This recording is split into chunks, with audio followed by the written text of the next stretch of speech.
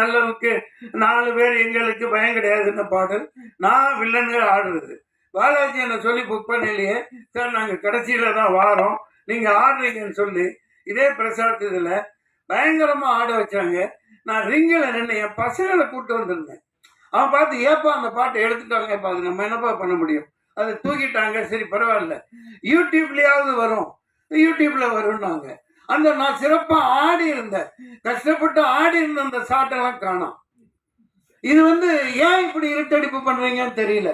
நீங்க இங்கேயோ டாப்ல இருக்கீங்க, மார்க்கண்டேயன் குமாரர்கள் ஒன்று கைதி போச்சு, ஓகே சரி, நீங்க சம்பாதிங்க, கோடிக்கணக்காக சொத்து வாங்கி போடுங்க, அகரம் நல்ல பேர் எடுங்க. ஒரு நடிகனோட நடிப்பை, ஒரு போர்ஷனை, ஒரு பங்களிப்பை அடுத்தவன் ஜோத்திலேயே மண்ண போடுறீங்க. நான் பகிரங்கமாக குற்றம் சாட்டுறேன். உங்களுக்கு ஆண்மை இருந்தா, உண்மையிலேயே தைரியம் இருந்தா அதை போடுங்க. RSS பிரபு அவரு கேட்கிறேன், நான் என்ன ப்ரொடக்ஷன் நம்பர் 73 குரூப் டான்ஸரா இருக்கலையே, 86லயே நான் கவுன்சிலையும் தனஞ்சயன் இவங்கெல்லாம் அரக்காடு போட்டுட்டு இருக்கலையே நான் ப்ரொடியூசர் ஆனவன். 86லயே நான் ராஜ்கரடி 73 நம்பர். இப்போ எனக்கு வயசா இருக்கலாம், நான் நாளைக்கு நிச்சயமா உத்வேகமா இருக்கேன். நான் படம் எடுத்து படத்துல தான் போட்டுட்டு இருக்கேன். நான் 100 படம் எடுப்பேன், வருஷத்துக்கு 4 படம் எடுக்கத்தான் போறேன்.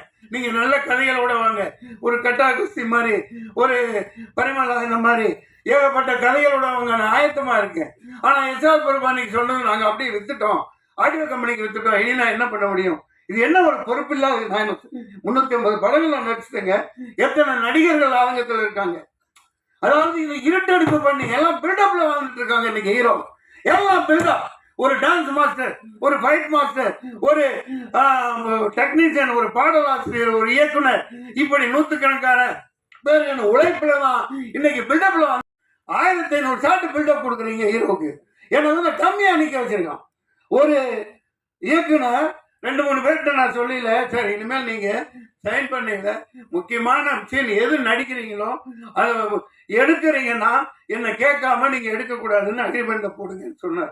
இதெல்லாம் எந்த அளவுக்கு சாத்தியம்? நான் நடிச்சு எத்தனையோ கேப்டன் 25,000 அடி தூக்கி போட்டிருக்காங்க. ஆனா அவருக்கு கால் தூசிக்கு ஈடாக மாட்டாங்க. அதனாலதான் படங்கள் நிக்குது. மலையாள படங்கள் ஏன் நிக்குது? இப்ப இவங்கெல்லாம் நிக்கிறாங்க, மலையாள படத்தை பாராட்டுறோம், தலையில தூக்கி வச்சு கொண்டாடுறோம். எல்லா கேரக்டரும் நீ என் கேரக்டர் ஒண்ணு கொடுக்க வேணாம், ஒரு வெங்காயம், நான் ஒன்று பிச்சை எடுக்கிறவன்லாம் கிடையாது. ஈட்டடிப்பு ஏன் பண்ற? அந்த என்னை மறைச்சிட்டு நீ பெரிய ஆளானா நான் தான் உண்மையான கருப்பு, நான் தான் கருப்பு, கருப்பேன் வருவான்.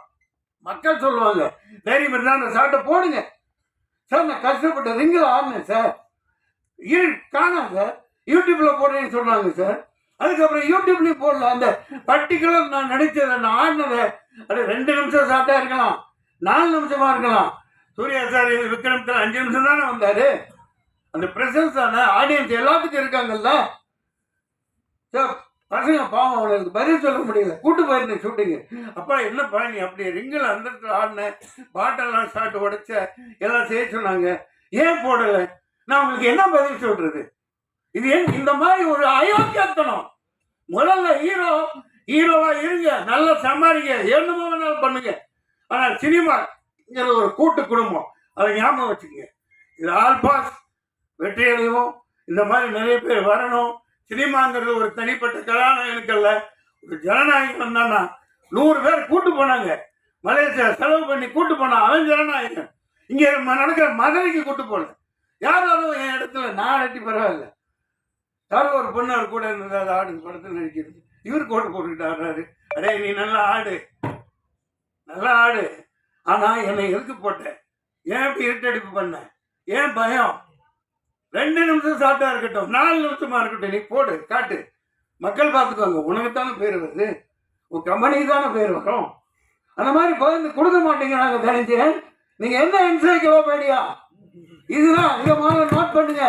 சும்மா ஜால்ரா போட்டுட்டு போறதுக்கு ஆள்பா நல்லா இருக்கார், நல்லா ஓடும், ஏய் நல்லா இருந்தா தான் படத்தை பார்ப்பான். ஒவ்வொருத்த கண்ட்ரிபியூஷனை காட்டு. இந்த பிரசாந்த் எவ்வளவு கஷ்டப்பட்டு போட்டிருப்பாரு, எப்படி பேர் வாங்கியிருப்பாரு. அவர் உழைப்ப சுரண்ட நான் மறைச்ச அவர் சும்மா இருப்பாரா? ஐ டோன்ட் கேர், டைம் போட்டாது சேமாந்த மக்கள் இருக்காங்க. இதை சொல்லியிருக்கேன் பாருங்க. உடனே விர்ச்சுவல் இது வச்சிருக்காங்க. அந்த ஐடி விங் வச்சுக்கிறானுங்க, எவனுக்கு வேலை கொடுக்குறானுங்களோ இல்லையோ கீழே போய் எழுவானுங்க. நீ உன் பையன் லஞ்சா பைத்திருக்கான் நாடாடிங்களா, இன்னமோ காலேஜ் பையன் கொடுத்துருக்கான் சாப்பிட்டுருக்கான், இன்னமும் சொல்லிட்டு இருக்காங்க.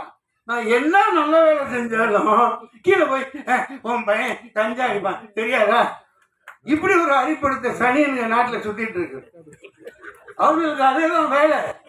பெட்டர்ஸ் கழுவ மாட்டானுங்க, அதை சொல்லிக்கிட்டே இருப்பானுங்க, குறைஞ்சு போட்டு மாதிரி. ஆல் பாஸ் அற்புதமான பெயர். இனிமேல் இங்கே விளம்பரம் என்று கொடுத்தார் ஒவ்வொரு தொழில்நுட்ப கலைஞனும் மரியாதை செய்யப்படணும். ஒவ்வொரு தொழில்நுட்ப கலைஞனும் தினத்தந்திக்கு தினகரன், ஒவ்வொரு விளம்பர மீடியா எல்லாத்துக்கும் நான் சொல்லிக்கிறேன். இது என்னுடைய உத்தரவு, என்னுடைய கட்டளை, என் சாசனம். ஒவ்வொரு தொழில்நுட்ப கலைஞரின் பேரை ஈட்டடிப்பு பண்ணாத, அனைவருக்கும் பகிர்ந்து கொடுத்துட்டு ஹீரோவாவாது. நன்றி, வணக்கம், வாழ்த்துக்கள்.